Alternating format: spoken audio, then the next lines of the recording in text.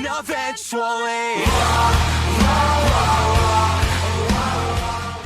오늘 하나님께서 우리에게 주신 말씀은 창세기 12장 10절부터 13절 말씀입니다. 오수경 집사님 성경 봉독해 주시겠습니다. 하나님께서 오늘 우리에게 주신 말씀은 창세기 12장 10절 13절까지 말씀입니다. 말씀을 봉독하겠습니다. 이 땅에 기근이 들었으므로 아브라함의 애굽에 거류하려고 그리로 내려갔으니 이는 그 땅에 기근이 심하였습니다. 그가 애굽에 가까이 이르렀을 때 그의 아내 사레에 말하되 내가 알기에 그대는 아리따운 여인이라. 애굽 사람이 그대를 볼 때에 이르기를 이는 그의 아내라 하여 나는 죽이고 그대는 살리니 원하건대 그대는 나의 누이라 하라. 그러면 내가 그대로 말미암아 안전하고 내 목숨이 그대로 말미암아 보존되리라 하니라. 아멘. 아멘. 예, 자리에 앉으시 바랍니다. 지난주 우리는 제단을 쌓는 아브라함이라는 제목으로 함께 말씀을 보았습니다. 아브라함이 여호와의 말씀을 따라 하란을 떠나 강을 건너 가나안 땅을 향합니다. 그는 조카 롯과 그의 아내 사레 그리고 하란 땅에서 거둔 많은 소유들을 이끌고 이제 가나안 땅에 도착하게 되죠. 그가 처음 도착한 곳은 세겜이었고 그 세겜에서 제단을 쌓았습니다. 그리고 이어 베델로 옮겨가서 그곳에서 제단을 쌓고 여호와의 이름을 불렀다라고 말씀을 드렸죠. 제단을 쌓는다는 것은 하나님을 예배하는 행위이고 여호와의 이름을 부른다는 것은 기도와 간구로 하나님과의 깊은 관계를, 깊은 교제를 누리고 그분의 이름을 선포한다라는 그런 의미라고 말씀을 드렸습니다. 자, 그리고 나서 그들은 계속 이제 남방으로 이동했다라고 이야기를 하죠. 그들은 이제 오늘 본문 속에서 보면 네게브를 거쳐 애굽을 향하게 되는데요. 원래 오늘 본문은 창세기 12장 10절부터 20절까지 말씀이에요. 그래서 이 말씀을 통해서 아브라함의 속임을 통해서도 역사하시는 하나님이라는 제목으로 여러분들과 함께 말씀을 나누도록 하겠습니다. 오늘 본문은 우리가 믿음의 조상이라고 알고 있는 아브라함이 속임 가운데 그럼에도 불구하고 하나님께서 신실하게 나타나셨던 것의 이야기입니다. 아브라함은 하나님의 부르심을 받고 가나안 땅을 향해서 떠나가게 되죠. 그래서 세겜에 이르고 베델로 옮기고 그곳에 있었지만 하지만 그곳에서 현실적인 문제, 기근의 문제를 만나게 됩니다. 그리고 그 기근을 피하기 위해 그 기근에서 살아남기 위해 애굽으로 떠나는 결정을 하게 되고 저는 이 본문을 보면서 어찌 보면 아브라함이 기근을 피해 애굽을 향한 그 선택이 잘못된 선택인가 아니면 최선의 선택인가 생각을 해보게 돼요. 그런데 생각해 보면 그것은 어찌 보면 올바른 선택이었다, 필요한 선택이었다라는 생각을 해보게 됩니다. 하지만 그곳에서 자신의 아내 사레를 누이라고 속이는 사건이 발생하게 됩니다. 이 이야기는 우리의 신앙 여정 가운데서 만나는 시험과 연약함, 또한 그 가운데서도 역사하시는 하나님의 이야기를 우리에게 들려줍니다. 먼저 10절 말씀을 함께 좀 보겠습니다. 제가 10절을 읽겠습니다. 그 땅에 기근이 들었으므로 아브라함이 애굽에 거류하려고 그리로 내려갔으니 이는 그 땅에 기근이 심하였음이라. 여러분 여기서 그 땅이 어디입니까? 가나안 땅이에요. 그들이 머물렀던 세겜과 베델 그리고 네게브 가나안에 머물렀던 그들의 그곳 그 땅에 지금 기근이 발생했다라고 이야기를 하죠. 분명하게 애굽으로 왜 내려갔는지를 10절은 우리에게 설명합니다. 기근 때문이었습니다. 하나님께서 가라고 한 땅은 가나안이었는데 지금 가나안 땅에 기근이 심하게 생겨서 문제가 발생하는 거예요. 우리에게도 이런 상황들이 항상 발생해요. 하나님이 무언가 우리에게 하라고 분명히 말씀하셨는데 그래서 만사 형통하면 좋겠는데 하나님이 하라고 한 그 일을 했는데 하나님이 가라고 한 그 땅에 갔는데 현실적으로 우리에게 기근이 닥쳐온다라는 것이죠. 기근이 없으면 좋겠어요. 그렇지 않습니까? 하나님이 하라고 한 거 했는데 순종했는데 아무 문제 없이 그 일들이 잘 이루어졌다라고 말하면 우리가 너무 해피하지 않습니까? 아무 갈등과 문제가 없지 않아요? 그런데 이게 현실이에요. 하나님이 하라는 그 일을 했고 하나님이 가라는 그 가나안 땅을 향해 갔는데 그들에게는 기근이라는 현실적인 어려움이 닥쳐온다라는 것이죠. 그리고 그 현실적인 문제 앞에 그들은 고민합니다. 그리고 그 문제를 해결하기 위해 어떤 선택을 하게 되죠. 오늘 본문에서 어떤 선택을 해요? 기근을 피해서 애굽으로 내려갔다. 애굽으로 갔다라고 본문은 이야기해요. 왜 애굽으로 갔을까요? 왜 기근을 피해 애굽으로 갔을까요? 이 문제는 어떻게 보면 단순합니다. 우리가 이제 이후에 요셉의 사건에서도 보지만 그 당시 이제 요셉의 사건에서도 뭐 7년, 8년, 7년 기근, 이 흉년이 들잖아요. 그때 온 땅에 기근이 들었을 때 사람들이 다 애굽으로 가는데 그 이유는 애굽 땅은 아마 나일강과 인접한 그곳이 아마 곡식이 풍부했다라고 생각이 돼요. 다른 곳보다 곡식이 풍부했기 때문에 다른 곳에 기근이 들어서 지금 다 살 수 없었는데 애굽에 가면 살 수 있다. 애굽에 가면 먹을 것을 얻을 수 있다. 애굽에 가면 이 기근이라는 현실적인 이 문제를 극복할 수 있다라는 판단을 했기 때문이죠. 그래서 지금 이 아브라함은 가족들이 이끌고 지금 애굽을 향해 내려간 것입니다. 저는 이 본문의 말씀을 통해서 우리의 현실의 문제를 돌아보게 됩니다. 우리 인생에도 이러한 기근이, 이러한 현실적인 어려운 문제가 찾아오지 않으면 좋겠는데 언제든지 우리에게도 이런 문제가 닥쳐올 수 있습니다. 마찬가지로 우리는 우리의 믿음에 따라 현실적인 어떤 선택들을 하게 되죠.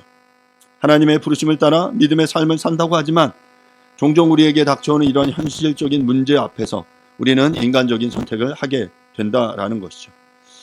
이 선택은 당연히 우리에게 있어야 하는 선택이에요. 그리고 앞서 말씀드린 대로 어찌 보면 애굽으로 내려간다라는 그 선택 자체는 큰 문제가 되지 않는 선택이었을 겁니다. 하지만 그 선택 과정에서 무언가 또 다른 선택을 하게 되죠. 아브라함은 잘못된 속임이라는 방법을 선택하게 되는데요. 오늘 보면 10절부터 13절 말씀입니다. 10절부터 13절 제가 읽겠습니다. 그가 애굽에 가까이 이르렀을 때 그의 아내 사레에게 말하되 내가 알기에 그대는 아리따운 여인이라. 애굽 사람이 그대를 볼 때에 이르기를 이는 그의 아내라 하여 나는 죽이고 그대는 살리리니 원하건대 그대는 나의 누이라 하라. 그러면 내가 그대로 말미암아 안전하고 내 목숨이 그대로 말미암아 보존되리라 하니라. 우리는 완성된 모습의 그 믿음의 조상 아브라함을 보지만 아브라함이 되기까지 수많은 사건과 사고를 거쳐서 그의 신앙이 이루어졌음을 우리는 기억해야 합니다. 어찌 보면 오늘의 사건도 그 중에 하나입니다. 어찌 보면 그 연약했던 그의 모습, 아직 완성되지 않은 그의 그 믿음의 모습을 우리는 오늘 보게 되는데요. 자, 지금 그 애굽 땅을 향해 내려가면서 아브라함에게 있어서 걱정은 뭐였냐면 자기의 아내의 아리따움이었어요. 네. 아내가 너무 아름다워요. 그래서 여기 본문에 보세요. 내가 알기에 그대는 아리따운 여인이라. 그래서 애굽에 가면 그곳의 사람들이 그대로 말미암아 나는 죽이고 그대는 살릴 거다라고 이야기를 하는 거죠. 그래서 어떻게 하면 이 자기가 죽지 않고 또 이 문제를 해결할 수 있을까 고민하다가 생각해낸 잔꾀가 바로 자신의 아내를 누이라고 속이는 거였어요. 그대는 나의 누이라 하라. 그러면 내가 그대로 말미암아 안전하고 내 목숨이 보존될 거다. 내가 살아남을 수 있어. 지금 어떻게 보면 이 본문 속에서 아브라함은 그 아내보다 자기의 안전이 더 우선이었던 모습입니다. 그럼 비겁하지 않습니까? 아내를 위해 지키기 위해 목숨을 걸고 싸워야 되는데 지금 그게 아니라 당신 누이라고 해. 그래야 내가 살 거야. 라고 말하는 것이 지금 아브라함의 모습입니다. 지금 어찌 보면 이 두려움에 압도된 거예요. 글쎄요, 아마 사례가 아름답지 않았다면 이런 고민조차 하지 않았을 수 있는데 불행히도 사례는 너무 아름다웠다고 이야기를 해요. 그런데 이제 질문이 또 있죠. 여러분, 이 당시 사례의 나이가 몇 살이었죠? 몇 살이었을까요? 자, 아브라함이 가나안 땅에 들어갈 때 그곳의 나이가 아브라함의 나이가 몇 살이냐면 75세였어요. 그리고 사례는 10살 차이거든요. 10살 연하예요. 그러면 사례의 나이는 몇 살입니까? 65세. 놀랍지 않습니까? 안수 집사님 조심하십시오.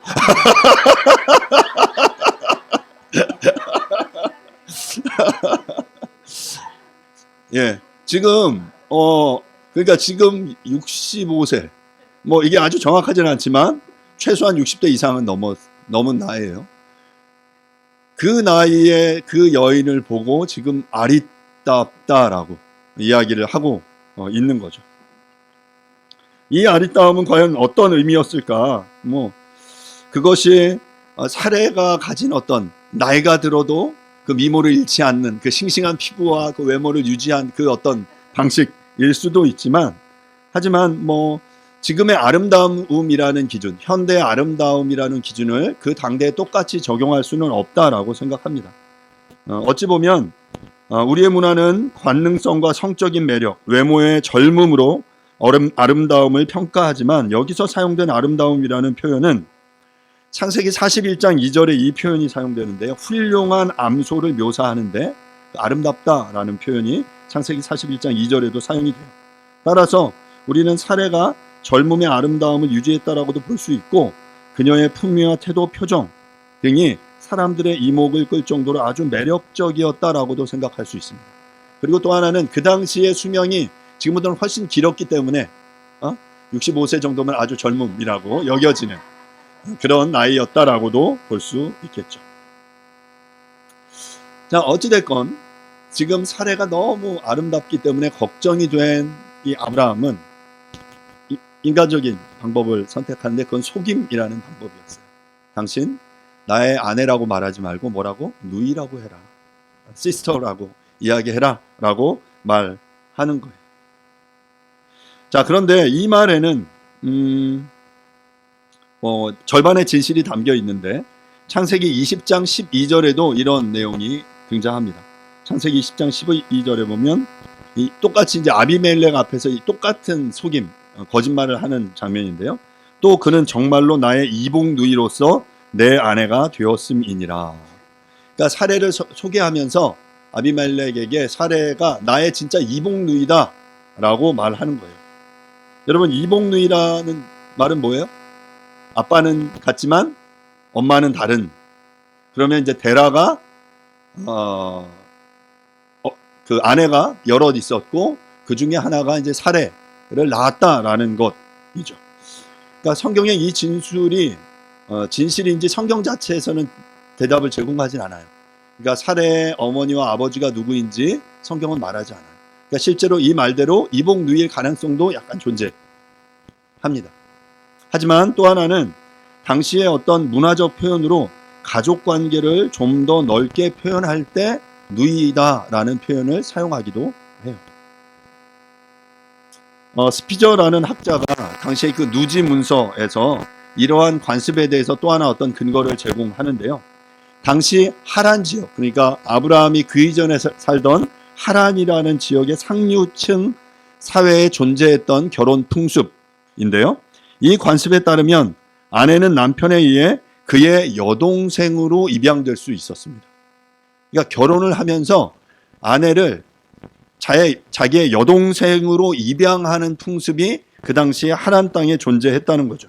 또한 여자가 형제에게 결혼을 위해 주어질 경우에 법적으로 그 여자는 남편의 여동생이 됩니다. 그러니까 예를 들면 라반이 리브가를 이삭에게 준 경우가 될 수 있죠. 라반이 리브가를 이삭에게 준 경우. 그러니까 형제들 그 당시에는 근친 결혼이 빈번했거든요. 그 관계 속에서 이런 이상한 결혼 풍속이 이 하란이라는 지역에 있었어요. 그래서 그 아내를 삼으면서 그 아내를 그 딸로, 양자로 입양하는 이러한 풍습들이 있었기 때문에, 여동생으로 입양하는 그런 일들이 있었기 때문에 아브라함이 어찌 보면 그 땅에서, 하란 땅에서 살면서 하란의 관습에 노출되어서 그 문화를 이렇게 차용했다라고도 해석할 수 있죠. 여기서 아브라함은 자신의 안전을 위해서 아내인 사례를 희생하는 것처럼 보입니다. 하나님은 사례를 통해 아브라함에게 자식을 주실 것을 약속하셨는데 아브라함은 지금 사례를 위기에 처하도록 내어준 것입니다. 이 모습 속에서 아직 우리는 이 아브라함의 신앙이 완전하지 못했다. 아직 여전히 그 부족한 수준 가운데 있다라는 사실을 우리는 보게 되죠. 그런데 여기서 우리가 주목해야 할 것은 무엇입니까? 바로 이 아브라함의 믿음이 아직 완전하지 않은 그 연약한 상태에 있지만 그럼에도 불구하고 하나님께서는 신실하게 그 아브라함과 사례를 보호하셨다라는 사실입니다. 어떻게 역사하시냐면 큰 재앙을 통해 그것 가운데 역사하시죠.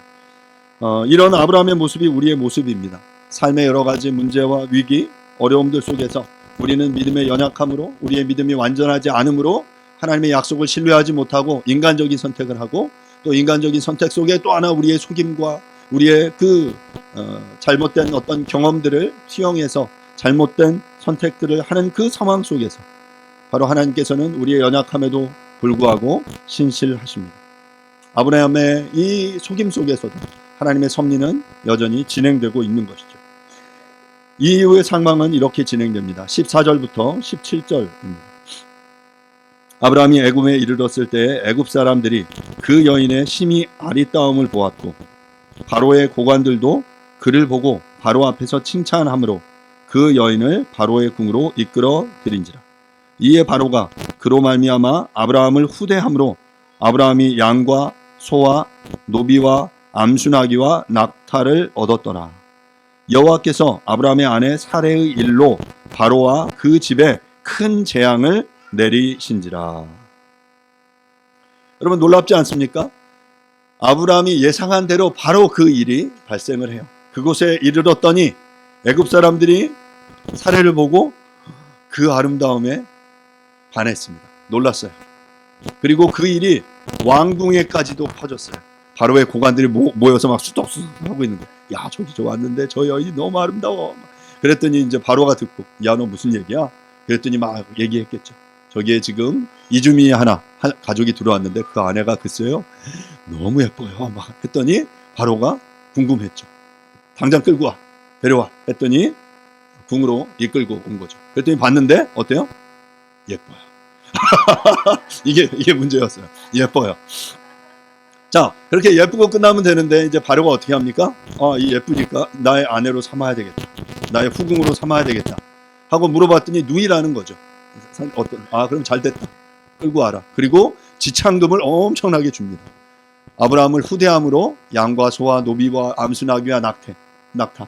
그 당시에 아마 줄 수 있는 엄청난 양의 그 지참금을 그에게 주었던 것 같습니다.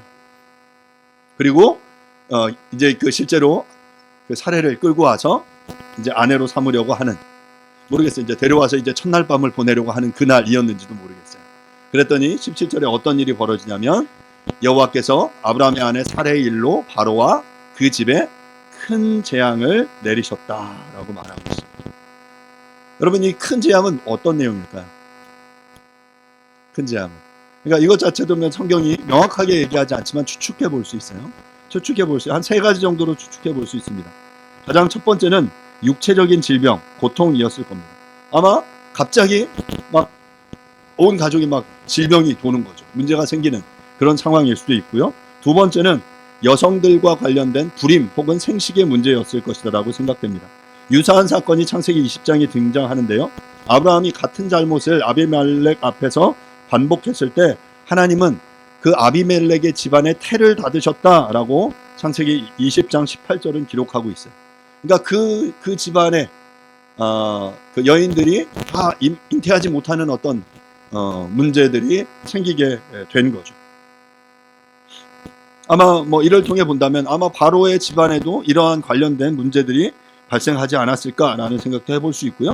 또한 세 번째는 자연재해나 심리적인 두려움일 수 있습니다. 출애굽 당시 임했던 여러 가지 재앙과 같은 것이 지금 그곳 가운데 임했을 수도 있고, 아마 그 취하려고 하는 때 그에게 알 수 없는 어떤 두려움이 압도했을 수도 있어요. 아마 제가 볼 때는 이제 두 번째는 조금 확률이 낮을 것 같고, 왜냐하면 큰 재앙이 임했을 때 바로 알아야 되잖아요. 바로 이것이 정말 내가 이 여인을 취해서는 안 되는 큰 재앙이구나 라는 것을 즉각적으로 알아야 했기 때문에 아마 첫 번째나 세 번째의 가능성이 좀 더 높지 않을까라는 추측을 해보게 됩니다.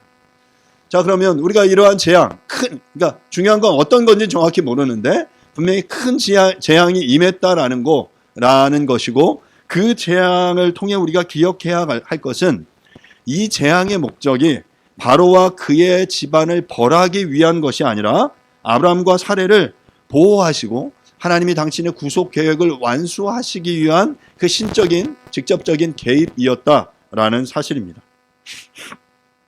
이 재앙을 통해서 바로는 자신이 취한 이 사례에게 뭔가 문제가 있음을 즉각적으로 알게 됐을 거고, 그래서 아마 수소문을 했겠죠.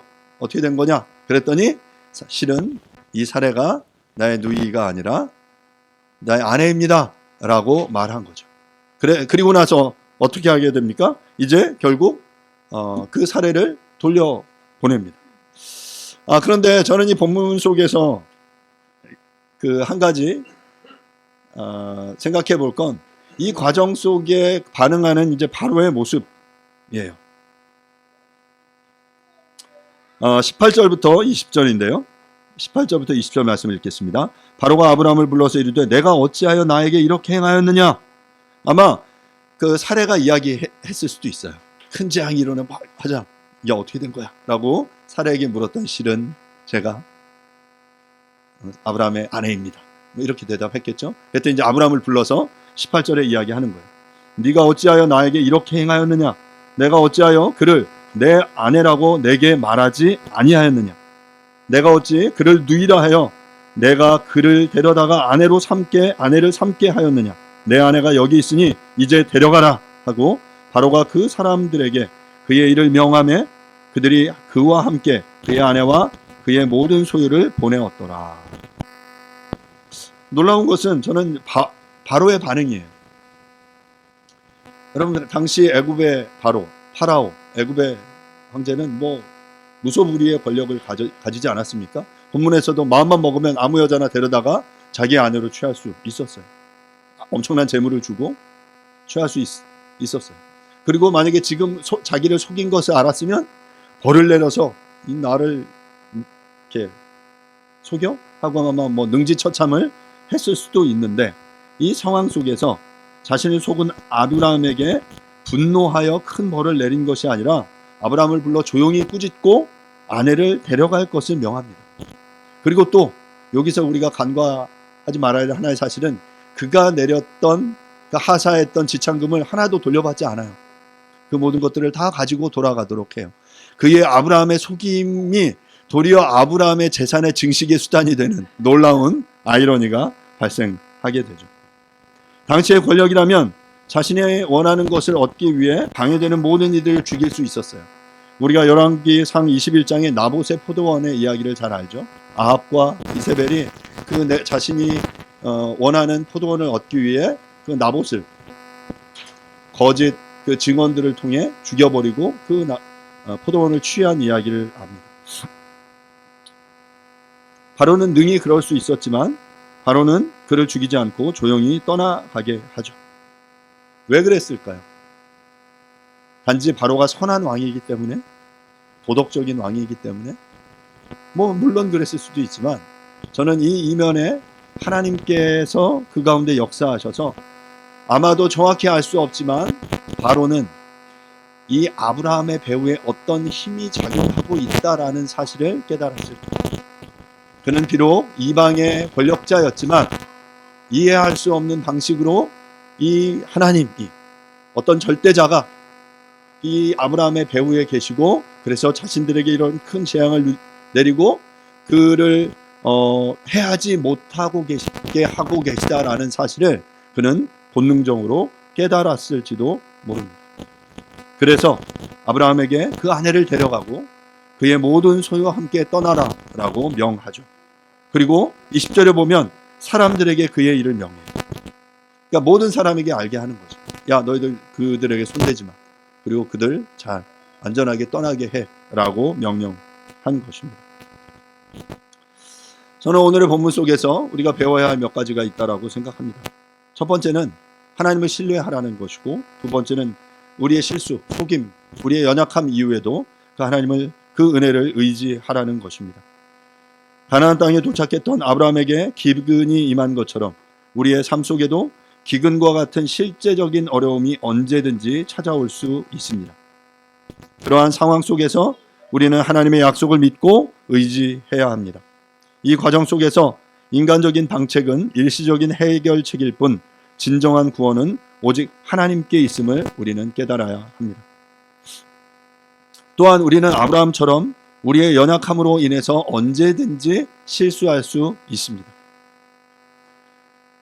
그 당시 우리가 어떤 잘못된 선택을 할 때는 내가 하는 선택이 하나님의 방법보다 훨씬 더 효과가 있는 것처럼 느껴지고, 그래서 주변을 속이고 나의 힘을 의지하는 거죠. 그리고 그 당시에는 그게 훨씬 더 강력해 보이고 그게 더 좋은 방법이라고 생각합니다. 하지만 결과적으로 이것은 실패로 끝을 냈습니다. 그런데 놀라운 것은 바로 이러한 속임, 실패, 우리의 연약함에도 불구하고 하나님께서는 우리에게 은혜를 베푸신다라는 사실이죠. 왜 그렇습니까? 하나님 신실하시기 때문입니다. 하나님 그에게 약속하셨죠. 아브라함, 너를 통해 그 너희 여인의 이 후손, 이 자손을 통해 내가 큰 민족을 이루겠다. 그리고 너에게 복을 허락하겠다. 그리고 그것을 통해서 모든 민족이, 모든 열방이 복을 얻게 하겠다.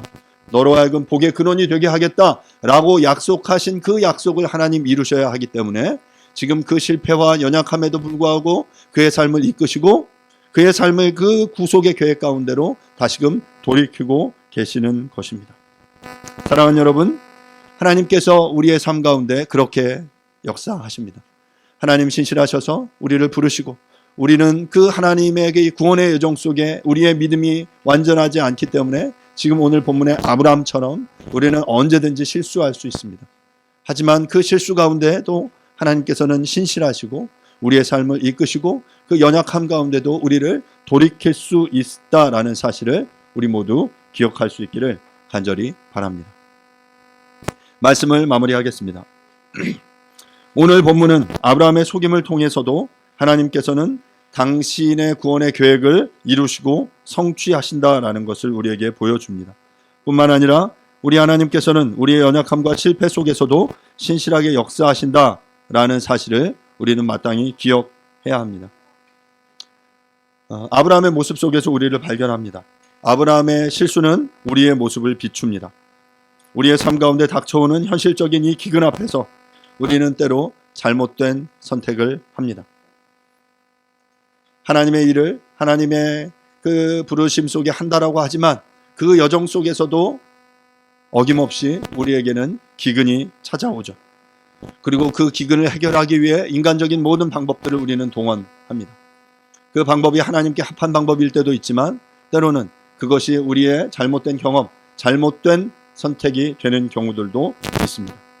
하지만 그러함에도 불구하고 그러한 우리의 연약함, 우리의 속임, 우리의 잘못된 선택에서도 하나님께서는 신실하심을 우리 모두는 기억할 수 있기를 간절히 바랍니다. 그 가운데서도 하나님은 역사하셔서 우리의 희망이 되십니다. 거듭 말씀드리지만 우리는 연약하지만 하나님은 강하십니다. 우리는 부족하지만 하나님은 부하십니다. 우리는 어리석지만 우리의 하나님은 지혜가 충만하십니다. 그렇게 하나님께서는 우리의 연약함과 부족함을 통해서도 그의 약속을 능히 이루어 가신다라는 사실을 기억할 수 있기를 바랍니다. 사랑하는 여러분, 우리의 삶 속에 시험과 어려움이 닥칠 때 아브라함의 이야기를 기억합시다. 우리의 연약함에도 불구하고 우리를 은혜로 붙드시는 하나님을 신뢰하며 그분께 우리의 모든 것들을 맡기는 믿음의 사람이 될 수 있기를 간절히 바랍니다. 이 시간 함께 말씀을 생각하시면서 하나님, 우리의 현실 속에 우리에게 닥쳐오는 기근 앞에 하나님 우리가 어떻게 반응합니까? 우리가 쓰러지고 넘어지는 그 순간에도 하나님께서 신실하게 우리를 이끄시고 역사하심을 믿습니다. 하나님의 그 일하심, 역사하심을 누리며 우리의 믿음이 자라나고 하나님을 향해 한 걸음 한 걸음 더 나아가는 우리들이 될 수 있도록 도와주십시오라고 이 시간 함께 조용하게 기도하죠. 기도하겠습니다. 하나님 은혜를 구합니다.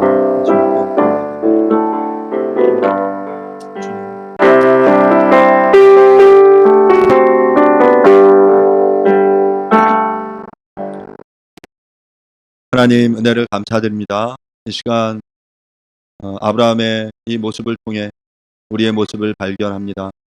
하나님의 일을 한다고 하면서 하나님의 부르심에 응답하며 살지만 여전히 그 상황 속에서 우리는 현실적인 어려움, 그 기근에 직면합니다. 그 문제 앞에 우리가 우리의 그 지혜와 인간적인 모든 경험을 동원해서 그 문제를 해결하기 위해 노력하지만 여전히 우리의 연약함으로 인해서 우리의 어리석음으로 인해서 우리는 실수하고 실패하고 때로는 잘못된 방식을 선택하기도 합니다. 우리의 속임을 통해서도 우리의 연약함을 통해서도 하나님이 신실하셔서 찾아오시고 그래서 그 문제들을 극복하고 하나님의 놀라운 방식으로 우리를 이끌어가 주시는 것을 인해 감사합니다. 주님, 그 하나님의 은혜에 그 하나님의 지혜에 우리가 순종하며 나아갈 수 있게 도와주십시오. 우리의 어리석음을, 우리의 연약함을, 우리의 부족함을 인정하게 해주시고 그 하나님의 크고 부요하심을 경험할 때 하나님 우리의 것들을 내려놓고 주님 앞에 순종하며 나아가는 우리의 모든 인생이 되어줄 수 있도록 하나님 축복해 주시옵소서. 모든 것 주님께 부탁드립니다. 감사드리고 예수님의 이름으로 기도합니다. 아멘. 뉴시티 교리문답 52번 문항입니다. 영생은 우리에게 어떤 희망을 줍니까? 영생은 타락한 이 세상이 전부가 아니며 곧 새로운 도성인 새하늘과 새 땅에서 하나님과 영원히 함께 살며 그분을 즐거워하게 되리라는 사실을 일깨워줍니다. 우리는 모든 죄에서 완전하고 영원히 해방되어 새롭게 회복된 창조세계에서 새롭게 회복된 몸을 입고 살게 될 것입니다. 아멘. Happen eventually.